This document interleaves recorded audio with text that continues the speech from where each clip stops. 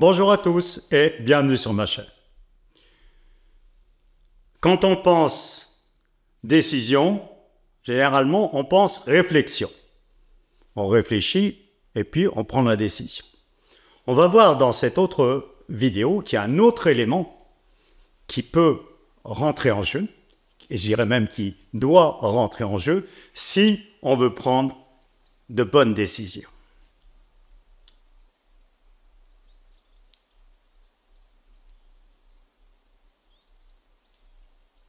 Des décisions, on en prend constamment. Au quotidien, c'est dans la journée, j'ai envie de dire, il y a 1000 petites décisions. On choisit entre ceci ou cela. Je vais aller chez le dentiste à telle heure ou pas à telle heure. Je vais faire ceci d'abord, etc. Dans le travail, dans toute notre vie, l'organisation, etc. Des choix. Puis il y a des choix de matériel. Je vais changer de voiture, pas changer de voiture, prendre celle-ci, prendre celle-là, changer d'appartement peut-être. Multiples. Il y a des choix aussi qui engagent notre vie, des choix professionnels, des choix aussi amoureux. Est-ce qu'on va s'engager avec une personne ou pas, etc. Voilà, donc une multitude de décisions et j'allais dire une multitude de sources d'erreurs. Comment prendre la bonne décision? Alors, d'abord, effectivement, du moins dans le domaine concerne matériel, il faut accumuler les données, les éléments qui permettent de choisir entre telle ou telle chose. Admettons, je vais acheter un appartement. Je fais des économies, bon. Et puis il y en a deux. Ils ont tous les deux leurs qualités, tous les deux leurs défauts. Alors peut-être vous avez connu ça, ça tourne dans la tête, entre les deux mon cœur balance, d'un côté, de l'autre. Il n'y a pas un qui vraiment remporte l'adhésion, directement là-dessus de la réflexion. Ça tourne le soir, c'est une décision importante qui engage de l'argent. Ça tourne dans la tête, on n'arrive pas à se décider. Bon, allez, basta, on va se coucher. Et puis, vous avez tous connu ça sans doute, le matin on se réveille, c'est clair et net, c'est celui-ci, c'est pas celui-là. Les données n'ont pas changé pendant la nuit. Il a toujours ses qualités, ses défauts et l'autre aussi. Mais la décision est prise. C'est le sujet de cette vidéo. Là, c'est un autre... J'allais dire un autre cerveau. Disons que ce n'est pas notre réflexion. Notre cerveau réflexif, il dort pendant la nuit. C'est un cerveau qui a continué à fonctionner. Un cerveau que je qualifierais d'involontaire. Ce n'est pas un terme scientifique, mais je trouve qu'il est suffisamment précis pour que ça soit clair dans le propos. Donc on va dire comme ça. Le cerveau involontaire, lui, il a continué le travail. Donc il a tenu compte de toutes les données et il a tenu compte aussi de ce qui correspond le mieux à nous-mêmes. Peut-être que, sûrement même pour une autre personne, il aurait peut-être indiqué l'autre, parce que c'est l'autre personne, c'est pas moi. Donc c'est quelque chose d'extraordinaire, c'est une intelligence qui n'est pas volontaire, mais qui fonctionne et qui fonctionne avec une grande justesse. Cette intelligence, toujours la nuit, pourquoi? Parce que justement la réflexion est endormie pendant un moment, le cerveau volontaire il est en sommeil, donc les fonctions involontaires, le cerveau involontaire travaille plus fort. Et il peut donner des indications, non seulement pour le choix d'un appartement ou un choix professionnel, il peut donner des indications sur des choix de vie. Et ces fameux choix de vie qui sont parmi des fois les plus difficiles, la vie de couple, la vie amoureuse. C'est pas choisir entre deux voitures, là. C'est pas des arguments raisonnables, le cœur a ses raisons que la raison ignore. Donc là, on est dans le subjectif, dans l'affectif, donc pas toujours facile d'y voir clair. Le cerveau involontaire voit plus clair que nous.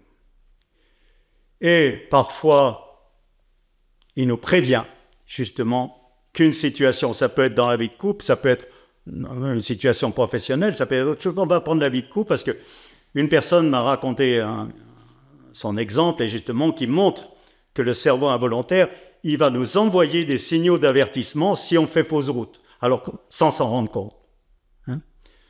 J'explique. Cette personne donc me disait qu'elle était en couple avec un homme, en l'occurrence, et ça n'allait pas. comme on dit, le couple battait un peu de l'aile, mais des décisions difficiles à prendre, oui, bon, hein, il y a de l'affection quand même, etc. Donc, pas facile, pas facile.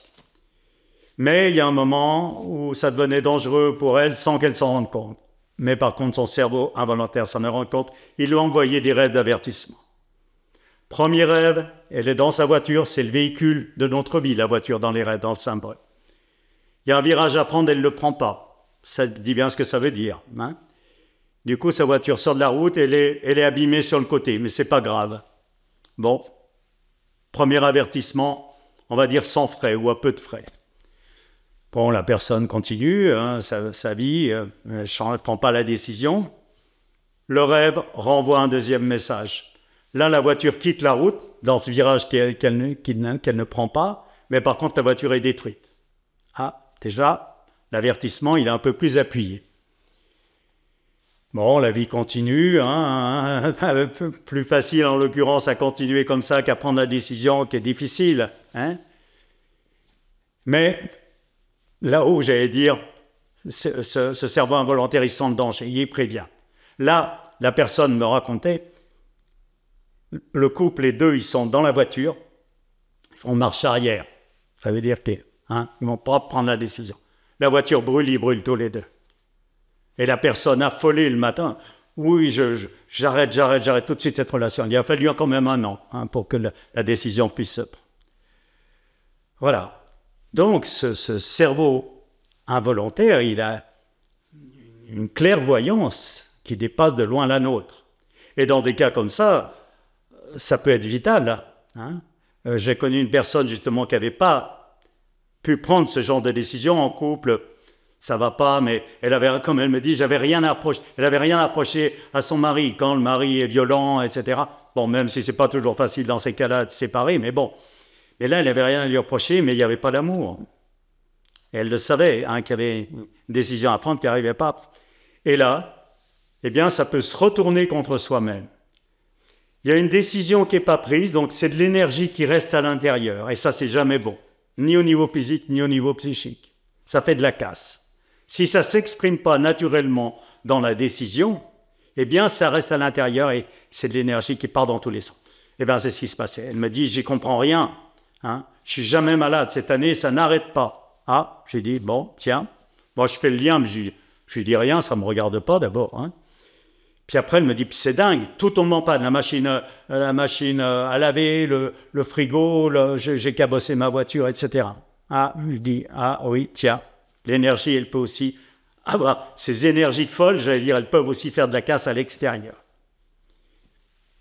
Pour l'anecdote, on est dans un parking, donc on est à déjeuner ensemble, on sort du parking, je mets mon ticket dans le distributeur, je le reprends, elle met son ticket, ça ne marche pas. Elle fond en larmes, elle me dit, c'est tout le temps comme ça. Voilà, une décision pas prise. Et quelquefois, j'ai connu un autre cas d'une femme qui n'avait pas pu prendre cette décision, qui s'était raisonnée, difficile. Et du coup, elle avait fait une chose, elle était dans l'indécision par rapport à un mari. Là encore, c'était un couple qui ne fonctionnait pas, et il manquait quelque chose d'essentiel. Et puis, elle avait rencontré quelqu'un, et là, il y avait apparemment un vrai sentiment amoureux. Mais elle n'a pas fait le pas. Et elle l'a tranché en faisant un enfant. Parfois, les femmes qui sont comme ça dans l'hésitation, d'après ce que j'ai entendu dire, c'est un moyen de trancher. Mais seulement ça a fait une casse énorme. Hein, une casse énorme. Elle a été défaite de l'intérieur parce que ce n'était pas la bonne décision, dans son cas à ce moment-là. Voilà, donc ce conseiller intérieur, hein, ce cerveau involontaire, il peut nous sauver la vie. Voilà, ou du moins faire prendre une décision qui va avoir une incidence des fois sur le reste de notre vie. Voilà, donc ce qui se passe la nuit. Mais vous allez me dire, oui, mais le jour, comment est-ce qu'on peut faire justement pour... Il y a des gens qui ont encore gardé, qui sentent quand ça va pas, plus ou moins, hein, et puis d'autres pas du tout. Alors, je n'ai pas de conseils à donner, quelques indications quand même. Déjà, écoutez. Hein, si ce cerveau involontaire s'exprime dans la journée, dans des sensations, des choses comme ça, l'écouter, en tenir compte, ce qui n'est pas toujours le cas. J'ai connu une personne comme ça qui avait gardé ce cerveau involontaire, il fonctionnait encore pas mal, peut-être pas au top, mais mieux que chez bien des gens. Et ses relations amoureuses, c'était toujours une catastrophe. Un jour, on était assez proches, je lui dis, mais qu'est-ce que tu fais? Je savais qu'elle avait de la sensibilité. Ben, elle me dit, tu vois, au début, souvent, je sens quand il y a quelque chose qui ne va pas, mais j'en tiens pas compte, parce que je dis, oui, mais il a des qualités, etc. Donc, elle n'écoute pas son cerveau involontaire, elle écoute son cerveau volontaire. Et elle me dit, par exemple, le dernier en date, et ça s'est fini par une séparation, évidemment, eh bien, elle me dit, au début, j'ai senti qu'il m'avait dit « je t'aime » un tout petit peu trop tôt. C'est subtil, hein, il n'y a pas de norme. Elle l'avait senti. Mais elle me dit « j'en ai pas tenu compte ». Ah, je lui dis, sans vouloir me mêler les affaires des autres, je lui dis « ah, il y a peut-être une leçon à en tirer ». Voilà. Donc déjà, en tenir compte. Tout en faisant attention, les sensations, c'est subjectif. Donc, il y a les vraies sensations, puis il y a l'autosuggestion. Là, c'est à chacun d'essayer d'y voir un peu clair, de faire son ménage. Et puis, laisser le temps au cerveau involontaire de fonctionner. Hein. Ne pas trancher d'une manière volontaire. Laisser accepter l'indécision. Laisser se dérouler l'indécision. Ça, c'est quelque chose qu'on n'a pas l'habitude de faire. On n'aime pas être dans l'indécision. Mais c'est capital si on ne veut pas précipiter les choses. Trancher, c'est jamais une bonne décision. Ça peut soulager parce que l'esprit n'aime pas être dans l'indécision. C'est un soulagement, ce n'est pas une décision. Voilà. La personne dont je parlais tout à l'heure, qui a décidé de se faire un enfant pour stopper cette indécision, dans un premier temps, elle s'est sentie très bien, elle s'est sentie soulagée, mais c'était une mauvaise décision. Voilà. Donc, laisser l'indécision, accepter l'indécision. Et puis donc, peut-être que ce cerveau involontaire, il va finir par donner la sensation ou l'indication. Ou peut-être pas, ça dépend des gens. Il y en a chez qui il est encore assez vif, et d'autres où il est bien devenu bien apathique, bien endormi. Voilà. Si je fais ces vidéos, c'est parce que j'ai quelque chose à proposer, hein, que ce soit au niveau de la santé, au niveau de problèmes psychiques ou d'une ouverture psychique, même parfois une recherche existentielle, j'allais dire, sans prétendre avoir réponse à tout. Simplement, la seule chose que je dis, j'ai eu la chance d'expérimenter un moyen donc, de réactiver le corps, de réactiver l'esprit, de réajuster tout ça pour que ça fonctionne comme ça devrait fonctionner. J'en suis encore loin, il y a encore beaucoup de travail à faire, mais ça va dans ce sens-là. Ce moyen, donc je l'ai indiqué dans la vidéo qui s'intitule « Auto-réajustement quand le corps se répare lui-même ». Donc, ceux qui ont déjà vu des vidéos sur la chaîne le connaissent déjà, je le dis pour les autres. Donc, c'est une pratique corporelle, hein, un peu particulière, puisqu'il n'y a pas d'exercice volontaire ou juste 2-3 au début de séance, mais des préliminaires. Mais après, il n'y a aucun exercice volontaire. Mais il y a des stimuli qui vont activer le système involontaire de l'organisme, c'est-à-dire celui qui se charge de faire battre le cœur, la respiration, et aussi de toutes les réactions d'adaptation à la chaleur ou au froid, les réactions contre les virus, ou bien les remises en ordre à l'intérieur de soi. Voilà, système involontaire de l'organisme. Donc on le stimule dans les séances, il va déclencher des réactions involontaires. Et ces réactions, donc j'explique dans la vidéo, elles ont des effets qui peuvent être très importants au niveau de la santé et au niveau psychique. Disparition de problèmes et, comme je l'ai dit là encore dans d'autres vidéos, bien, il y a une ouverture, une autre façon de percevoir les choses, même d'agir, etc. Bref, et puis on se découvre soi-même. Et là, pour le sujet du jour, eh bien, on constate à la suite de la pratique, encore une fois, c'était une expérience personnelle et que d'autres ont pu faire à ma suite, que ce cerveau involontaire, il va travailler beaucoup plus fort. Et quand je dis beaucoup plus fort, c'est beaucoup plus fort. Alors, donc, il va dans la vie de tous les jours, dans le rêve aussi, ça va être beaucoup plus puissant. Je me souviens personnellement, à un moment, j'avais une situation, j'étais en train de terminer mon premier livre, et une personne pour qui j'avais beaucoup de considération, elle me décourageait de le faire. Elle me dit « non, ça va pas, ça va pas, ça va pas ». Et chaque fois qu'elle m'envoyait un mail, j'avais un rêve. qui me montrait le dessous des cartes, qui m'expliquait ce qu'il y avait dessous. C'est-à-dire qu'en fait, elle avait raison sur certains points, il y avait des choses à revoir, mais sur l'essentiel, c'était des motifs qui lui étaient personnels. Elle ne voulait pas que je sorte de mon lit. Il y avait une sorte de concurrence. Les rêves m'avertissaient. Je recevais un mail, j'avais le rêve. Ça, c'était après des années de pratique. Donc, vous voyez, ça devient extrêmement vif, hein, extrêmement réactif. Et puis, dans la vie de tous les jours, là aussi, je vais donner quelques exemples personnels parce que des fois, c'est spectaculaire. Bon, ça fait longtemps que je pratique, donc je suis encore loin du compte, mais il y a eu quand même un gros nettoyage de fait, sinon ça ne serait pas la peine. Donc, ce cerveau involontaire, évidemment, il s'exprime plus fort, bien plus fort. Le ça va pas, par exemple, qu'on peut sentir. Je vous donne un exemple. Un jour, j'ai un flyer que je dois mettre dans une boîte à lettres. À l'époque, il n'y avait pas Internet, sur cette pratique du réajustement spontané dont j'aime pas. Une personne en avait parlé, je devais lui mettre un flyer. Au moment de mettre dans le casier, je ne le mets pas. Ça va pas. C'est pas même ça va pas, c'est maman, elle y va pas. Vous allez dire, cet homme, eh bien, j'ai appris à écouter ses réactions, je sais que c'est pas pour rien. Pour moi, du moins. Et il y a une autre personne qui passe, je lui donne, sans savoir pourquoi. Et cette personne, elle se met à la pratique. Et quelque temps après, elle m'a dit, là, tu m'as sauvé la vie. Elle venait de perdre sa sœur et elle était complètement défaite. Ça partait en vrille, ça partait dans tous les sens. Et là, ça l'a sorti de ce mauvais pas. Elle a arrêté ensuite, mais en tout cas, le flyer, je l'avais remis dans les bonnes mains. Impossible de le savoir pour moi, mais ce cerveau involontaire, il sait des choses qu'on ne sait pas, ça nous dépasse. Voilà.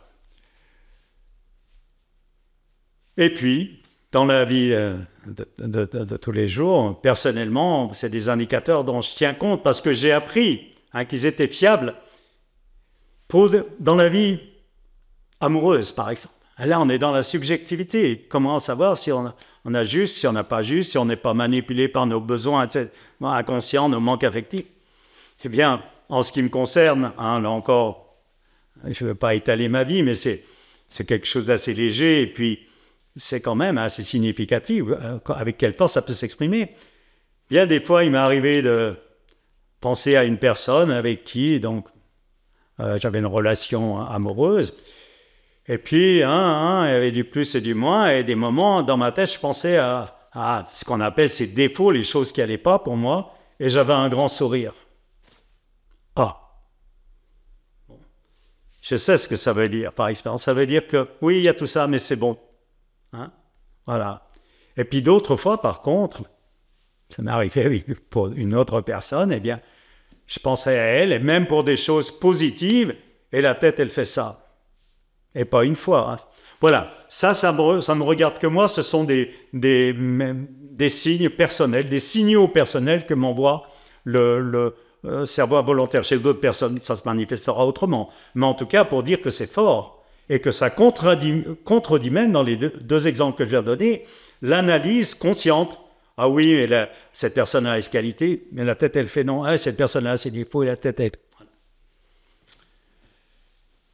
Dernier point, justement, quand ce cerveau involontaire est déjà bien réveillé, là encore, décidément, aujourd'hui, je raconte ma vie, mais enfin, j'espère que c'est pour la bonne cause, pour l'explication. J'avais une situation face à un supérieur hiérarchique, et il y a quelque chose qui n'allait pas. Fallait que je prenne une décision, ça ne pouvais pas rester comme ça. Dans un premier temps, j'ai une option. Je dis, je vais faire comme ça. Hein? Et ça continue à penser dans ma tête, à tourner. Pénible. Une deuxième option. Bon, et ça continue à tourner à tel point, elle me dit, dis donc, ça ne s'arrange pas chez toi, ça devient obsessionnel. Ça tourne, ça réfléchit. Et ça trouve une troisième option. Ça s'arrête immédiatement. Ça s'arrête immédiatement de tourner. Comme je le dis, mon conseil d'administration intérieur, pour lui, c'était OK. Et lui, il ne se trompe pas. Nous, on peut se tromper. Lui, il ne se trompe pas. Ce cerveau involontaire, il ne se trompe jamais. Pas plus que le corps dans les séances de réajustement spontané, quand c'est des réactions vraiment involontaires, on ne met pas son grain de sel, il ne se trompe jamais. Il sait exactement ce qu'il faut faire et les effets le prouvent. Eh bien là, c'est pareil. Du coup, quand la bonne option a été envisagée par le cerveau réflexif, le cerveau involontaire est satisfait, c'est bon, ça s'arrête. Et après, il n'y a même plus le souci de savoir comment je vais faire, c'est comme si c'était fait. Ça s'est fait comme une lettre à la fosse. Voilà. Donc, j'espère que ces exemples, pour montrer, bien sûr, ce n'est pas en pratiquant pendant 3 semaines que ça va se réveiller. En plus, on ne part pas tous du même point. Il y en a chez qui le cerveau involontaire est très atrophié et d'autres qui voulaient garder beaucoup d'activité. Donc, chez 2 personnes différentes, la pratique, elle va de toute façon réactiver, mais bon, chez l'un, mais en tout cas, ça fera une réactivation qui est considérable et qui va changer les choses pour tout le monde. Voilà, donc évidemment, ça change tout dans la vie, des petits choix du quotidien jusqu'aux grandes décisions qui vont avoir une incidence des fois sur le reste de notre vie, sur notre vie tout entière, sur des choses extrêmement importantes. J'espère donc que vous pourrez profiter du message, déjà dans un premier temps en étant plus attentif si vous recevez des signaux. Des fois on tombe malade aussi justement au moment où on prend la mauvaise décision pour les raisons que j'ai données tout à l'heure. Écoutez ces signaux, dans un premier temps, en tenir compte, accepter la décision. Et puis, bien sûr, si on veut que les signaux soient aussi forts que ce que je viens de dire, il faut réactiver. Donc, j'ai indiqué le moyen, après, à chacun de faire comme il sent. Voilà, si vous avez des renseignements complémentaires à demander ou des commentaires à faire, vous les placez en dessous, je les consulte comme d'habitude. Plus de précision dans mon livre, donc les références dans la présentation de la chaîne. Et je vous dis bonne journée ou bonne soirée et peut-être à bientôt.